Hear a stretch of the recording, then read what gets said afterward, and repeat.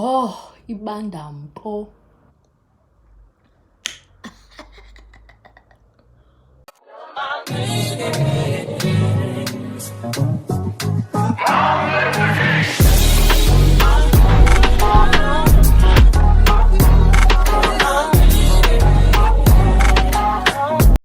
Hello everyone and welcome back to my channel. If you are new to this channel, please hit the like and subscribe button because kumnandi apha, and if you are a day one supporter, welcome back and thank you for supporting me. So before I start with anything else, guys, I am so sorry I did not do my face for you. I am so sorry. Like, my makeup kit, I left it at my cousin's crib. That's it. I need my makeup, like I left my makeup kit at my cousin's place, so I only like was able to just do brows, touch up on lips and powder. That's it. Otherwise, excuse me for not putting up some makeup and all that. As call up, man, like I don't think you came here to see how I beat my face. Like, I'm not a beauty influencer or anything. Like, you came here, child, to listen to my story. So let me dabble into that. And yeah, let me dabble into that.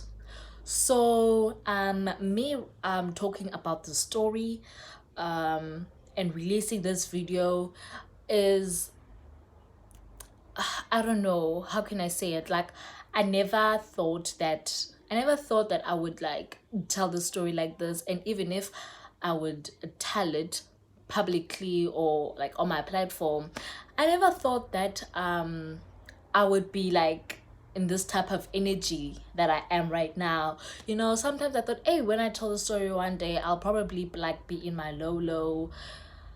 my lowest low or whatever. But I'm like, you know what? Um, I am a strong woman, so not that I gotten over it, but I am over it in terms of, okay, we cross that bridge, we go on to the next bridge and the next bridge and the next bridge, and you learn you live, you learn, and you take it like the strong queen that you are, and you just you grow out of it. And I just want to become the best version of myself, honestly, because that's the route that I'm taking. And so confidence level need to be on a high. Okay, so I can't be depressing and drowning myself in tears, etc., etc., for something that I can't change. Instead, me just looking back, reflect, and okay, oh well, things happen for a reason. So, my loves, this is what happened to me. Okay, so this happened long, like this thing happened a long time ago, and I think I think it all started when I was in the second grade two. Oh, grade two, I think I was, how old was I? 8 years old. 8 years old. I like this pedophile, of it, I don't know what to call him, this pedophile was starting to do weird like things to me. I started encountering, or I started experiencing, I don't know, man, just funny things that this pedophile was like trying to do to me, or attempting to do to me, or what he actually did to me. So it all started in grade two. Later on, I think in grade two, when I was 8, and it was worse when I was in grade 3, and it stopped in grade 4. And I'll tell you why it stopped in grade 4. We are getting there. So please make sure you watch till the end of the video if you want to know how it stopped. So in grade 2, okay, let me get to the point of, I think, grade 3. I don't remember how this thing started, but thinking back, I like remember like the chunks of moments you know. So I lived with my grandmother. We had a helper, and we were in like a big house with a pool, right. So this pedophile, right, he worked for my grandfather. My grandfather owned a farm. That farm was not too far from where like we stayed. So that pedophile, he was a helper of the farm. My grandfather owned the farm, so he had one helper, and the helper was, let me not call him a helper, let me call him a pedophile. So this pedophile was, helping my grandfather at his farm, etc., etc. So since we also had like a big house, where I grew up in, like we also needed help in terms of the garden and the swimming pool, etc. So he would come over to our house to help, with all of that maintenance, to main, the garden and the pool and all of that. So I remember the first time he did something, like he actually did something the first time, was funny enough how I remember like these type of incidents like clearly. So okay, okay, it's our kitchen. By the kitchen, there's downstairs. When you open the kitchen door, when you exit the kitchen door, it's downstairs leading outside, right? Outside, and then the pool is towards like your right. So the kitchen, downstairs outside, and then the pool area. So I was literally by the steps, so I can see the pool, and I can also see someone in the kitchen, right? I was just standing there, minding my own business, just being a bored child. I was always a loner. Yeah. So now, I think it was my grandmother and the help, they prepared, I don't know, some fruit salad, because they had like a pawpaw tree. So they took some pawpaw and made some salad or whatnot. So then the pedophile, he was there that day. He was there to clean up the pool. So I remember after they prepared the pawpaw salad, they asked me to go call the pedophile I must go call him that his food, to tell him that his food is ready, right? Okay. So I went. I'm like, oh, okay. So now since already I kind of felt a bit uncomfortable with like the weird vibe that I'm getting from this man, or from this pedophile.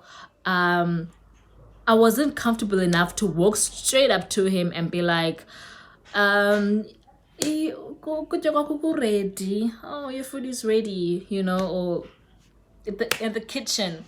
So I kind of said it out loud, but loud enough for you to hear me. I was not that far, guys. I was just like, he was there and I was here, and I was loud enough for you to hear me that I said that your food is ready in the kitchen.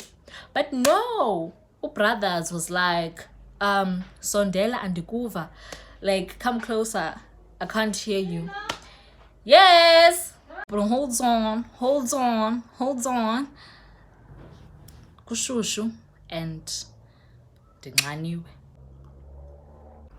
Okay, guys, where was I? And such, okay, ba. You can clearly hear what I'm saying to you, but you keep on saying, sondela ndikuva, come closer, andikuva. Every time he said, andikuva utini, I walk like 2 steps forward. Buti, nankutya kwakho kitchen. Sondela ndikuva uthini? 2 steps forward. Buti, nankutya kwakho kitchen. Khawusondela andikuva uthini? And my dumb young ass still comes close and be like, ukutya kwakho nanku say and as I was about to say kitchen, doesn't the pedophile take my hand, guys, take my hand and pull me closer to him. And now we are at the far right, because the view now from the kitchen is not there, because the view from the kitchen is like the back garage and the pool is towards the side, so no one can see me if you're standing in the kitchen.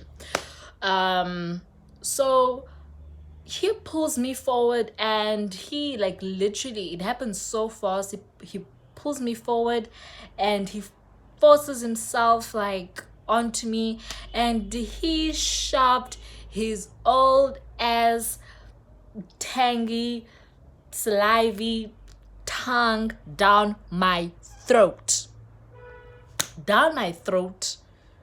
And I'm like, what the hell is happening? I don't know what is happening. My eyes are like wide open and his eyes are like shut and just watering me.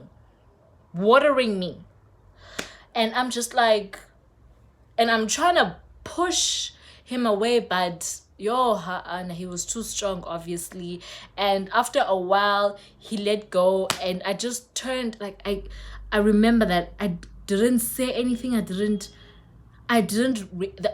first thing I did the minute he let me go, I just turned around and I went straight to the bathroom. And I remember I brushed my teeth, and that was that. And I remember straight after I brushed my teeth, when I left the bathroom, he was there in the kitchen eating. And I'm just like, oh my God, I didn't, I just did not, I was like, what the F? But anyways, okay, days go by, with him giving me weird things, like looking at me. Every chance he had to touch me, he would touch me and stuff, right? But now, obviously, I'm not gonna remember most of it, but I remember details where he did something drastic, like the kissing one, and then the day where he almost raped me. And I'm saying this now because, and I'm sure that he, at the time, I don't know, obviously, but the more I thought about it, when I grew older and older, and I started to be I realized, oh man, he was trying to do this, okay? But let me tell you what happened. So now, this incident happened at the farm, my grandfather's farm. So I was there at the farm, and my grandfather was there, my grandmother was there, and a family friend, right? And the pedophile was there, obviously. So he's busy cleaning around, in outside the house, taking tools and whatever. So I'm inside the main house, just by myself, always by myself, playing by myself, like always, nothing new. So I was there by that house playing telephone. I think it was telephone. So I was using this old telephone, that one that had a line, that thing that's like a line that connects to the wall. Yes, that.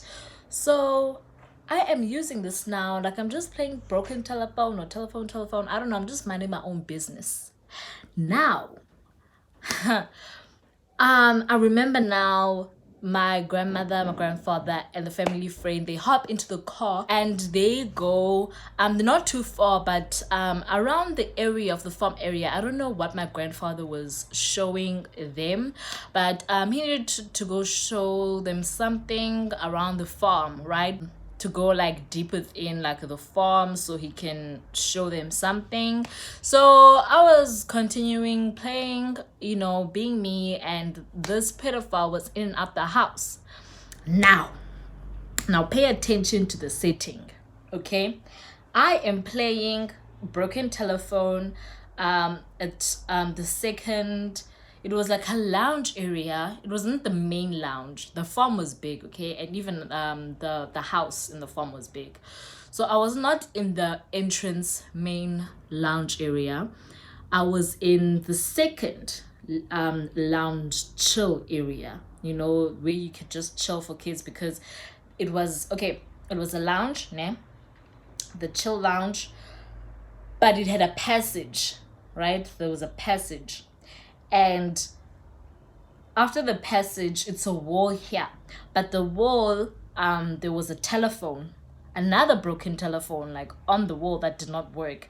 Next to that, it was a room. You enter, there's a room, and then like passage, it's a room, and then another room, and then the other room, and the room that has an in-suite, and then the bathroom, and then the other room. But we're not there now. Okay, now I'm at this lounge with the passage, and then like the room, the closed door to a room.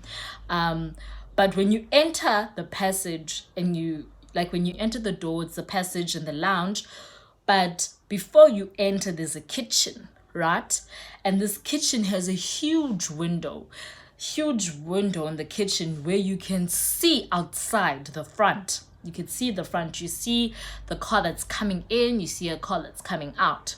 Right. So I'm there by the lounge. The pedophile keeps on like entering and then exiting from that way, from the other exit there, or sometimes he enters and he gets out, from the kitchen. So when my grandparents left the building, I saw them, because I saw them like when I would play with the telephone on the wall. I would see them, when I looked out from that passage to that kitchen window. I saw them, right, when they would like leave. Okay, cool. So I'm busy standing there, and I'm playing, and doesn't this pedophile walk like I think it was after like 5 to 10 minutes almost. So I think it's that thing where he thought about it like way earlier, but he didn't want to take a chance, because he knew that, hey, these people did not go far. They were just like around the farm somewhere, right? But as time goes, like, okay, abadi babu, yeah, type of vibe. So, let me try something. So, nyani, like, while now I'm busy, like, still playing on the broken telephone, now he doesn't just walk past me. Now he walked behind me, past me. And then I don't know what, he just turned, and then he started like touching my arm and my hand all of a sudden. Starting to turn arm and my hand, and I honestly don't know how to react to this. I was just like, do you want to play? Like, I don't know, like broken, like giving him the telephone because maybe he wants to play. I don't know. So yeah, he was being creepy, like touching me, like his face was like right like here, and I just like didn't know what to do. Keep in mind, I'm like 9-10 years old. So now I remember him pulling me, and he's like, I want to show you something. And while he's pulling me and says, I want to show you something, I'm holding on towards the you see most the telephone. It has the lantamp. So while he's pulling me, I'm holding towards the phone, like no. So while he's pulling me, he's like, come on, I'm gonna show you something. It's gonna be quick. And then he opens the door. Most, I told you there's a door to the room, a door next to my the telephone. So he opens the door, and while he opens the door, he pushes me and says he wants to show me something. It's gonna be quick. That's what he said. And then I kid you not, I feel like the minute, like now I'm like, hey, I've been like trying to resist, but it's not working. And now it was like, okay, hell will break loose now. Like, I didn't know at the time what he was gonna do. So obviously I do not know, but hey, hell will break loose. But I felt uncomfortable. So when you feel uncomfortable as a kid, you just don't know what to do. So I'm just like, hey, okay, like not okay, but I just my hands slowly started to slide off, and I had like really sweaty hands. So the telephone started to slide off my hands, and as I was about to walk in, God was like, not today. Not today, my child.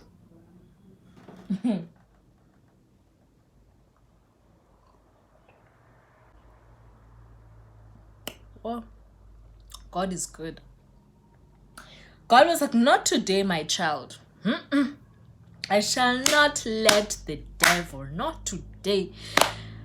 Literally, as I was about to get in that room, from that window, that kitchen window, we saw the car entering. We saw the car entering, and they were coming back. They came back.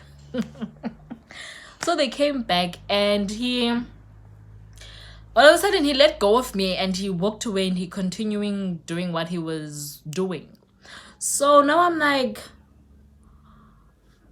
I continued doing what I was doing. Like I'm just like, oh, okay. Like I continued doing what I was doing, but as time went, I knew what he wanted to do. Like the more mature, like the more I grew up, the more I realized, oh, okay, this nigga wanted to do this. You get. Okay. Now, how it stopped the craziness and the uncomfortability and the touching. I tried to stay as far as I can from that person. I made sure that okay, every time he's around, I'm around the adults. So it stopped for like a huge gap, right? Because I told my nanny at the time about it. I told my nanny at the time about it because she made me feel comfortable to open up. You know, she made me feel comfortable to open up and tell her about things. And she like, oh, she told me stories. She told me stories. She told me stories about even a kid in her neighborhood that was constantly raped, and the child didn't say anything because she was scared, and that pet and the like the guy that was raping the child would like threaten her and all of that nonsense.